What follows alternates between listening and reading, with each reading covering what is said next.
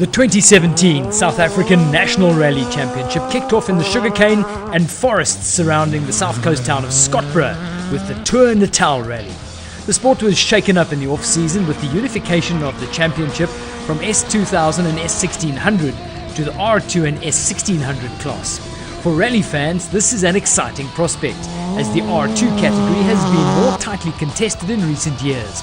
There is greater depth in the field, and the front-wheel drive cars are notoriously tricky handlers, making for spectacular moments, as the drivers euphemistically call their accidents. Conditions for the Tour Natal Rally would be anything but easy.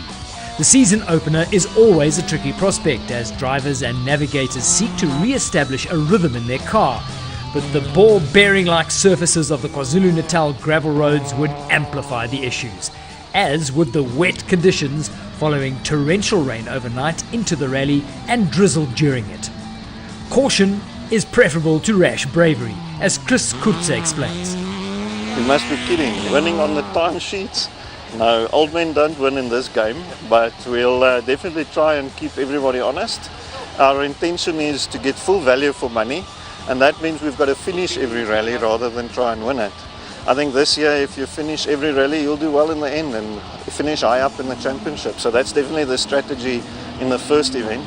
It's exciting times to see all the new sponsors on board. I think everybody's been working hard in the off-season. It's been doom and gloom. Everybody expected the sport to go way down with no manufacturers involved. But everyone that's here wants to rally, and they're all enthusiasts. So we're all working very hard to get our teams as professional as possible, and I don't think the manufacturers are going to be missed much for very long, because the competitors that are here are very serious. They all want to win or at least do very well, and they want to see the end of every rally. Competing with Kurtze for the R2 title this season, and at the Tour Natal Rally in particular, are defending national champions Guy Botterill and Simon Vasilai. The three-time championship-winning pairing has the support of Toyota Gazoo Racing and Total Quartz Lubricants in 2017, as the predominantly white Etios of 2016 is now wrapped in the distinctive Gazoo red and black colours. Also sporting a new look for 2017 is the car of Richard Leek and Henry Kona. The pair were second overall in 2016 and were Botterill's closest competitors, as they often pushed the 2016 champion for pace. But in the first half of the season in particular, that pace came at the expense of consistency. This year, Leek will be looking for a more consistent season with more time on the top step of the podium. Guy Botterill has been having a good run in the past 3 years, winning the championship, but it's not all been plain sailing. Richard Leek has been on top form. He is really pushing out there. The Scar's got new livery, blue and yellow, ATS sponsored. He's looking the part. He's really a favourite to take on the battle to Guy Botterill today. The youngest pairing for 2017 are the duo in the number 3 VW Polo R2. Asia Potgieter turned 23 halfway through the season, while his new navigator, Maury van der Walt, will still be 19 when the season concludes with the Goldfields Rally in October. Potgieter showed promise in the 2016 season and is sure to be a hot contender for podium finishes at every rally in 2017. Watch out for this pairing at the Secunda Rally, Potgieter's hometown. It would be unfair to point out that Chris Kurtze and Greg Godrich were at the other end of the spectrum, because for all their talk of wise and calm experienced heads, they are as smitten by the adrenaline rush of the sport as any of their young rivals. Look out for their electro-thread Toyota Etios to post increasingly fast stage times as the rally and season progresses. George Smallberger and Chris Brand in the Shield Car Care VW Polo R2 were the newcomers to the National Rally Series in 2016. For 2017, they are looking to turn last season's hard-earned experience into positive rally results. Like Kurtze, they too should get faster as the season progresses. Swapping 2 wheels for 4 for the 2017 National Rally Championship season is Swazi national Jono van Wyk. Van Wyk is partnered in his Swazi Cowboy Ford Fiesta R2 by South African Scott Howden. These two posted some fast times at the Hall Speed Rally last year, showing that they could be a dark horse this season. Completing the 2017 Tour Natal Rally roster was Chart Conradi. Conradi has called upon the championship-winning experience of Carolyn Swan to navigate his Toyota Etios R2 through the season. The first order of business, though, was the position draw to determine the start order for the Tour Natal Rally. Nobody was keen to draw number 1 and sweep the roads. We're all hoping for 5 or lower down. The reason for that is that the roads become better and better to drive on the more cars go over them. So ideal position, I would say, would be position 7 on the road. If it rains, you want to be in front. So it's a bit of a gamble. Jono van Wyk was the unfortunate driver to draw number 1, meaning that he would be laying down the braking zones and sweeping the marble-like gravel from the road. The 1600 R2s won't be the only cars competing for national honours in 2017, however. They will be joined throughout the season by the fans' favourite rally classics.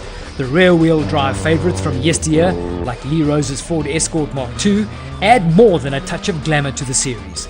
We've pretty much got the 1600 class and the classic cars, so there's a big ding-dong battle going to happen. 1600s versus the classic cars, the Escort BDAs, the cars from the yesteryear that's going to battle it out. As the Premier class, all in 1600s, we expect some high, fast, action-packed, all-out attack from these youngsters. For the year, I only see potential going forward. It's really exciting, and we can see how we can end up at the end of the year with probably 18 cars on the start line. Stage 1 should be quite exciting, 13 kilometers. It's going to properly ruffle the feathers there. It's got some fast sections, tight sections, a couple of water splashes. It should catch out the wary, especially the guys being fresh. Tyre choice is going to be crucial for this one. I'm not sure who's going to go out on which tyre compounds, what the dry weather tyre or the wet weather tyre. It's going to be a complete gamble for these guys. On the second pass of the stage, there should be some more exciting. The guys know the roads, they know where to brake, where's the grip. So expect the times to come really down on the second pass of stage 1. Sweeping the roads in only his second National Rally Championship event, Jono van Wyk did well to complete a neat run of stage 1. The characteristic rounded gravel of the KZN roads, the fast straights and tight corners made for challenging conditions. Tjaart Conradi, though second on the road and with van Wyk's lines to follow, was slightly more circumspect than the young Swazi. Rallies are not won on day 1, but they can easily be lost.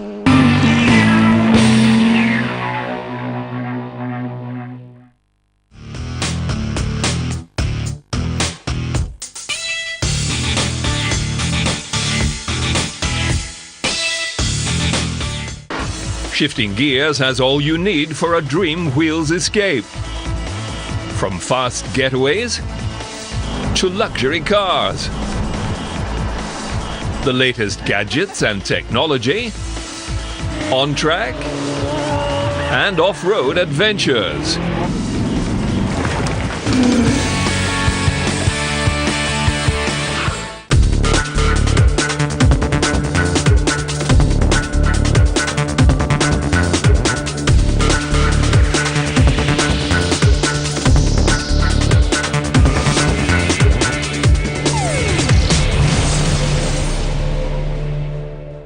In today's show, 2 great examples of innovative European cars from the 1950s, an era when, in Britain at least, the country was still in the throes of rationing, and most of the cars looked like it and drove like it. Meanwhile, across the Channel, the French and Germans weren't suffering as much and were flexing their engineering muscles to come up with 2 gems like this.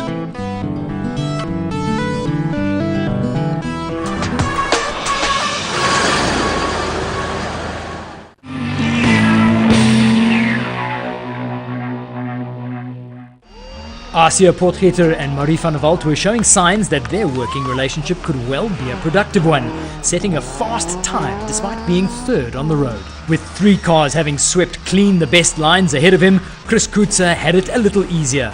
But with 140 kilometers in the rally, taking risks in the first 13 would not be sensible. Richard Leek does not quite have that filter though, and he seems to push as hard as possible on every stage, regardless if it's the first or final stage. His aggressive approach makes for exciting rallying.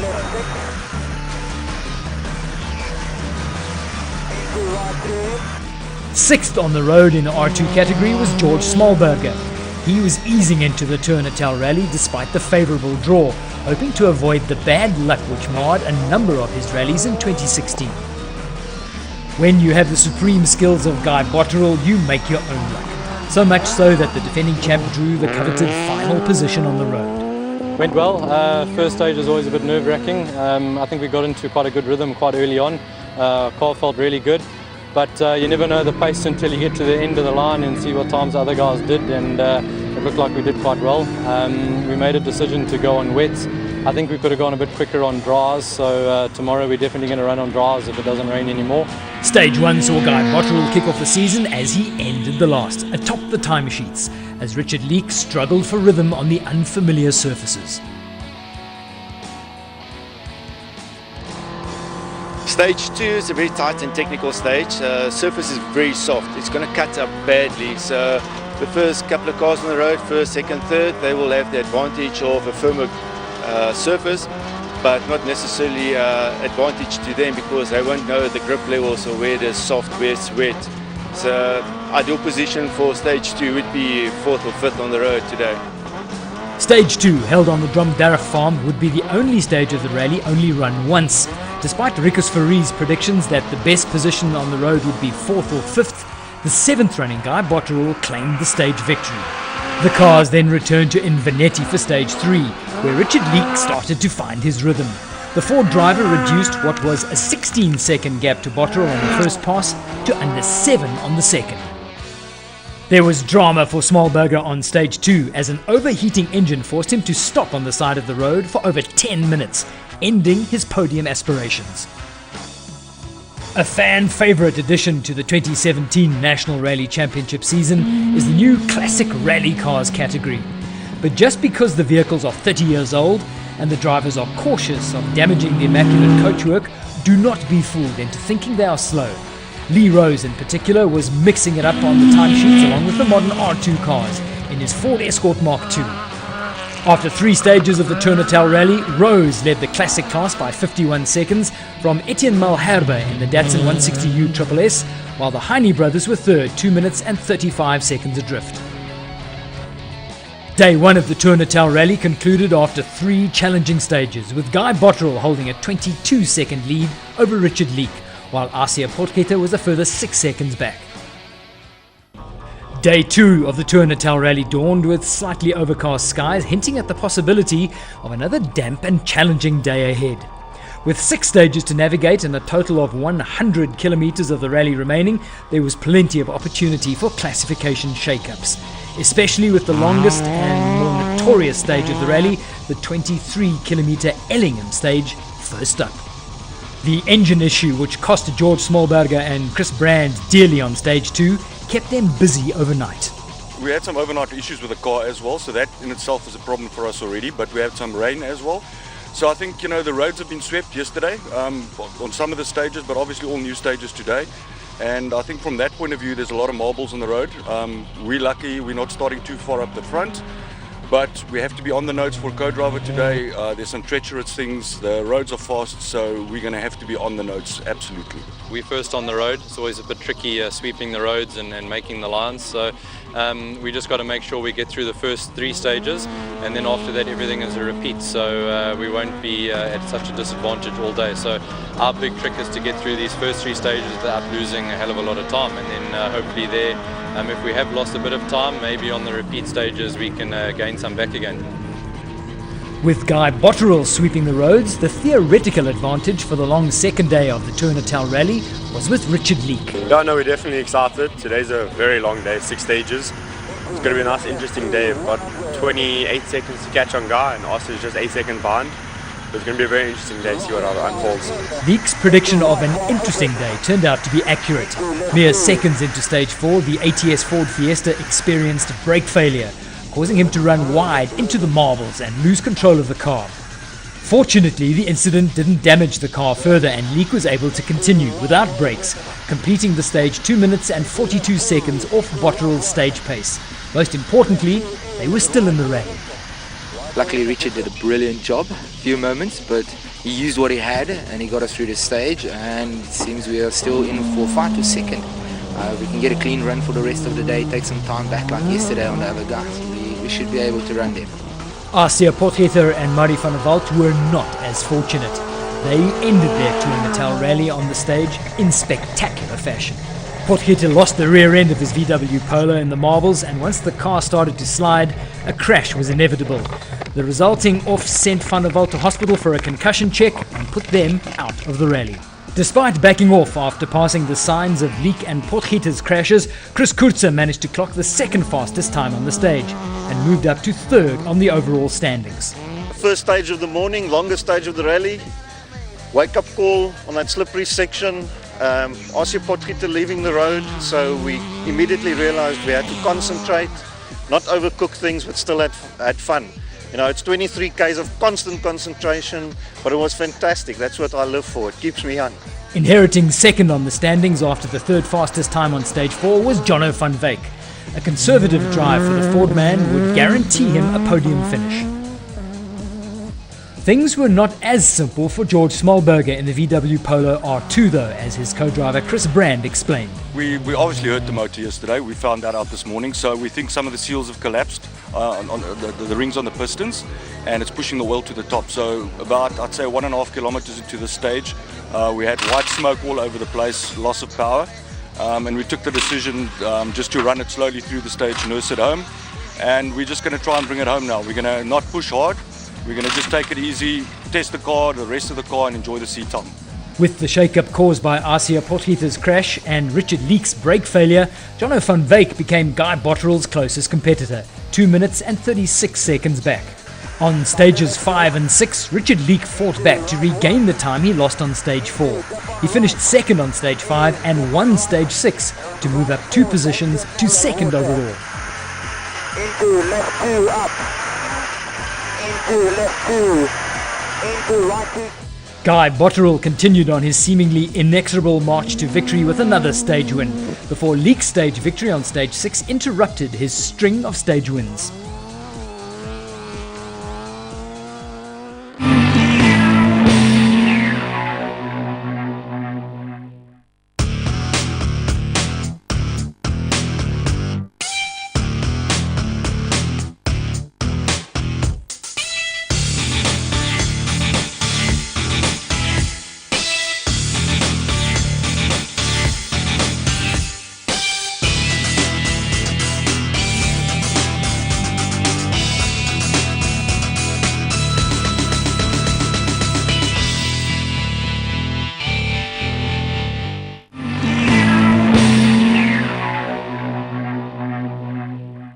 Jono van Wyk lost time on stage 5, but was back into the swing of things on stage 6, as he looked to cement his podium position.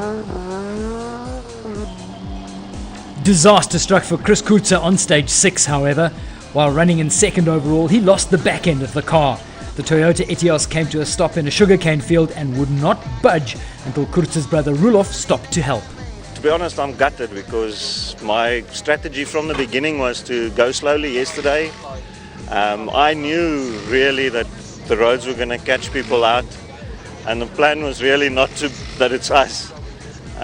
But you know, these roads they're great, but they catch you out so quickly, and one mistake like that causes, you know, all this headache. So to summarise then, stage 5 was won by Guy Botterell, with Jono van Wyk losing second overall to Chris Kurzer by losing nearly a minute on the stage. On stage 6, Kurzer's crash cruelly put him out of the podium reckoning, while Richard Leek won the stage, taking 4.6 seconds out of Botterell's lead. Heading into the final 3 stages, Guy Botterell had a 3-minute lead over Richard Leek, so the Toyota Gazoo driver had no need to take any undue risks. But he was unable to help himself and clocked up 3 more stage wins. Richard Leek might not have been able to repeat his stage-winning pace from stage 6 on stages 7, 8 or 9, but he did show why he's likely to be Botterell's closest rival this season, finishing just seconds down on the leader on each of the final stages. Into left 8. We take the right into left 8. Into 4, very long. Right 5. The third-placed Jono van Wyk had a comfortable lead over Chart Conradi heading into the final stages, so he focused on completing the rally smoothly rather than risking catastrophe so late in the rally by chasing Leek's second position. The ninth and final stage of the rally saw Botterill seal the Tour Natal rally victory with an impressive 8th stage win of the rally. For the regional rally enthusiasts, the local events on the National Rally Championship calendar provide the opportunity to test their skills against the best in the country and also take on longer stages than they might usually do in their regional events. Competing in a leg of the National Series also provides the drivers, co-drivers and their support crews with a taste of the National Series action and more than a hint at their preparedness to step up to the highest level. The regional competitors also played a significant role in drawing the crowds to each rally, as their family and friends turned out en masse to support them. It's definitely something that has been missing from South Africa motorsport, is the rear-wheel, rallying specifically, is the rear-wheel drive cars. And it's for us as well, it's really enjoyable, and we love to see the reaction from the fans as well. You can see that it's something that is the spectators are hungry for it, so it's very enjoyable to actually see that response as well. The only noteworthy drama on the final 3 stages was the retirement of Etienne Malherbe. Malherbe's Datsun suffered bearing failure, forcing his withdrawal from second in the classics category. It's actually quite difficult because all the front wheel drive cars are cleaning a different road to me. Where my front wheels are is alright, but where the rear wheels are that are driving is extra loose. But it just makes it that much more exciting, I guess. We're having lots of fun. Cars running perfectly, service crew's doing an awesome job. Stages are great, we're having a blast. Yeah, you gotta be really precise because it's so loose. And there's no margin for error, and if you just go a little bit too hot into one of the corners and it tightens up, you're off. So I'm holding back a fair bit because I don't want to scratch the car.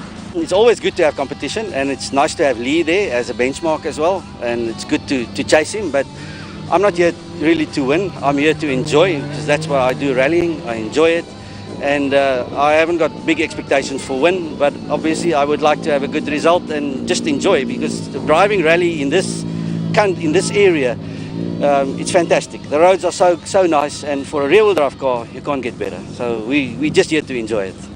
With Malherbe out, second place on the first classic category podium of the year was inherited by Roelof Kurze and Nico Schwartz in the Ford Escort. Also benefiting from the incident were Ashley and Les McKenzie, also in a Ford Escort.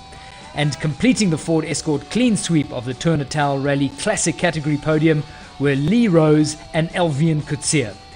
Impressively, Rose and Coetzee were 4th fastest overall, just behind Guy Botterill.